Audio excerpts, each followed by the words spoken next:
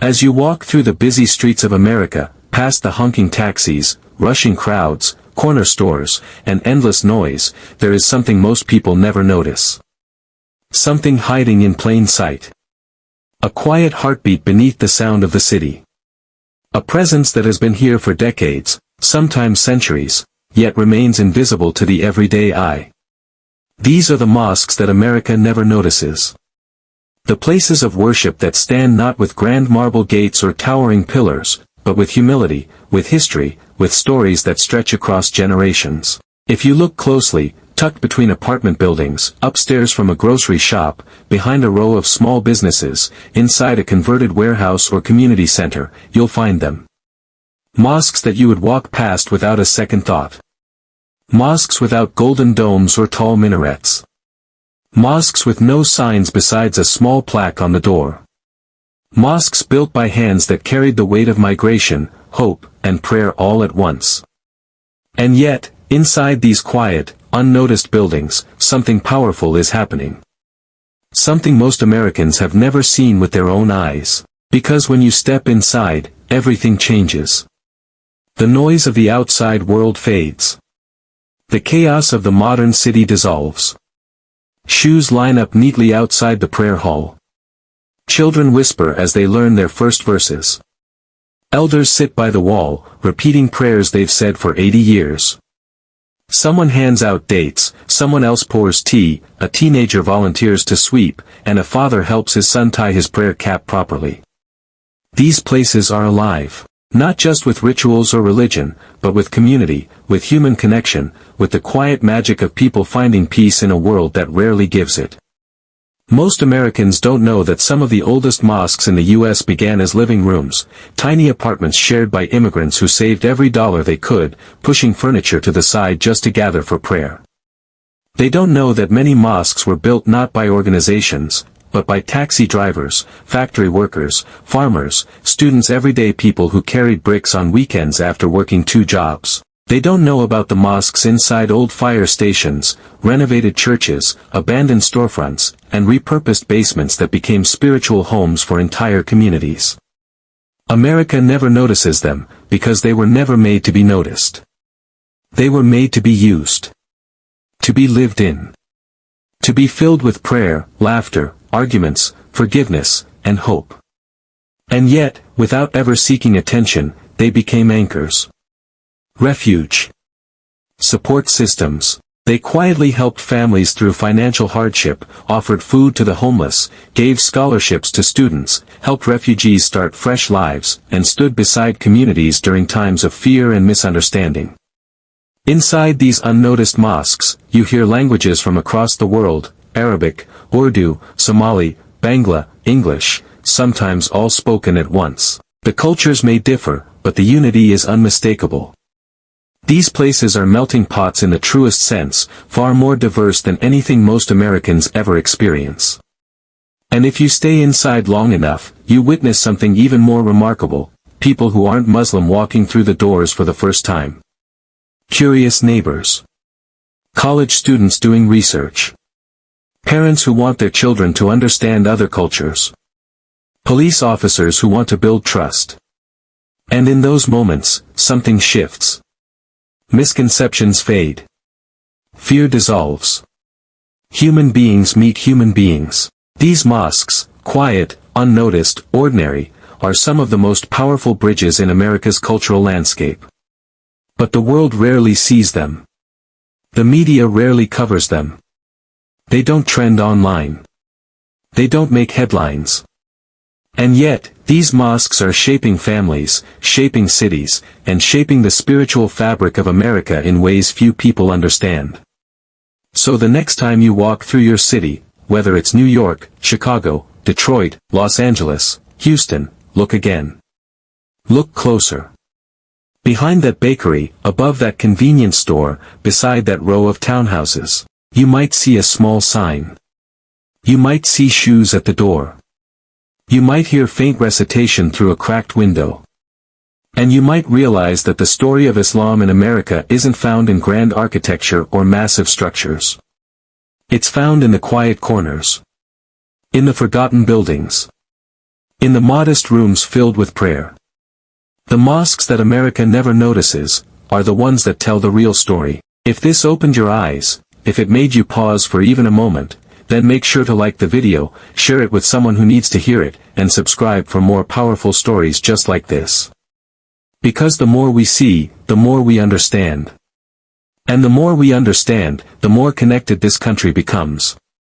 Sometimes, the story of a mosque in America doesn't begin with brick and mortar at all. Sometimes it begins with a voice. A single voice calling out in a whisper, in a living room, where 7 people gather on worn-out carpets to pray in a country that still feels foreign. It begins with people who work all day, who come home exhausted, but still find the strength to kneel side by side. It begins with a hope they're almost afraid to speak out loud, that one day their grandchildren will have a place where they belong. Because the mosques that America never notices aren't just hidden physically, they're hidden in the stories no one ever told. Stories that weren't dramatic enough for headlines, but powerful enough to change the trajectory of families, communities, and sometimes entire neighborhoods. In cities across the country, these quiet mosques became silent lifelines. Imagine a young mother, thousands of miles away from home, stepping into a tiny converted prayer room for the first time. She doesn't know anyone. Her English is broken. Her world feels too big and too unfamiliar. But the moment she removes her shoes and steps inside, she recognizes something. The warmth. The smell of tea. The faint recitation from a speaker in the corner. And suddenly, she isn't alone anymore. Most Americans never see these moments, people finding comfort in a place that doesn't need to be grand to be sacred. A place that doesn't need attention to matter. Some of these mosques spent decades invisible, even to the people living next door. Not because they were secret, but because their purpose was never visibility. They weren't built to attract crowds, they were built to stabilize souls. Think of the old mosque in a Detroit neighborhood where the entire building shakes whenever a truck drives by. The walls have cracks. The carpets were donated.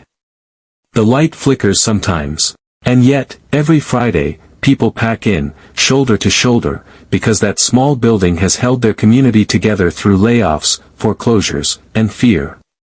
The imam there knows everyone's name, everyone's struggles, and everyone's dreams. That mosque isn't a building. It's a heartbeat. Or the mosque in Brooklyn that used to be a laundromat.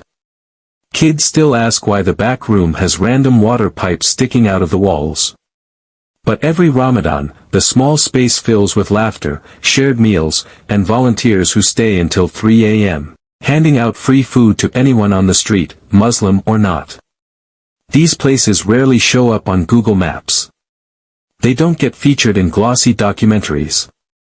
Yet they keep doing what they've always done, serving the people who rely on them. And the most unnoticed mosques in America are often the ones with the loudest impact. There are mosques that run food pantries feeding hundreds every week, but no one ever reports it. Mosques that give out winter coats every December, but no mayor shows up for a photo. Mosques that step in quietly during crises, providing shelter, donating supplies, building trust, without ever asking for recognition. In these modest rooms, children find role models they never had. Teenagers find direction at a time when life feels overwhelming. Elders find companionship that makes aging feel less lonely. Converts find guidance they weren't expecting.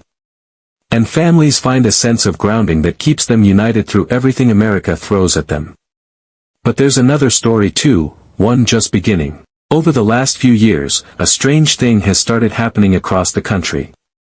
People who have lived near these mosques for years, sometimes decades, are finally starting to knock on the door. Not to complain.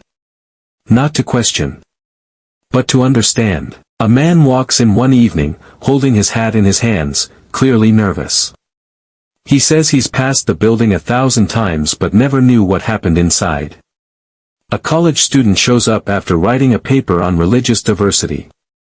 A young couple with kids comes in just to say they want their children to grow up knowing the world is bigger than what they see on TV. And when these people step inside, what shocks them most isn't the prayer. It isn't the carpets or the recitation or the traditions. It's the simplicity. The kindness. The warmth. They expect something foreign, and instead they find something deeply human. In these moments, something extraordinary occurs, an invisible wall crumbles. Misunderstanding dissolves. Fear evaporates. And two worlds that once seemed distant begin to blend. That is the secret of the mosques America never notices. They are not small. They are not insignificant. They are not hidden because they are unimportant. They are hidden because the people inside them never needed attention to know who they are. They never needed recognition to find peace. And they never needed to be seen to serve. If you've watched this far, then you understand the truth. America's quietest mosques may be the ones shaping the next chapter of its spiritual story. Not loudly. Not publicly. But steadily. Patiently. Consistently. And maybe, just maybe, the more America begins to notice them, the more America will notice itself.